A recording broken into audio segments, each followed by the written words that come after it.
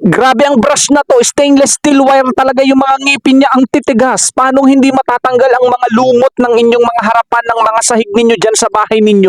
Napakatalas guys, grabe, napaka heavy duty talaga. Talagang kahit matagal na lumot na tanggal dito sa brush na to. Napakatibay ng stainless steel wire na ginamit. At ang maganda dito guys, ayan, detachable nga pala yan. Pwede mong ayus-ayusin, pwede mong pagpalitin yan.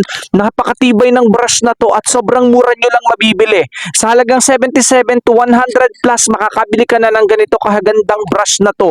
Talaga namang kahit yung kalsada kayang i-brush at kayang linisin nito. Ang titigas ng mga ngipin nito guys, talagang napakatibay, talagang masusudsod, talagang makukuskus ng mabuti yung mga lumot na nakadikit na hindi mo matanggal sa harapan, sa sahig ninyo, sa floor ninyo.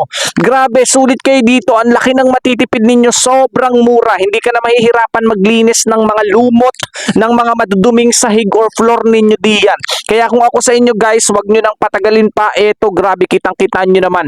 I-check out mo na.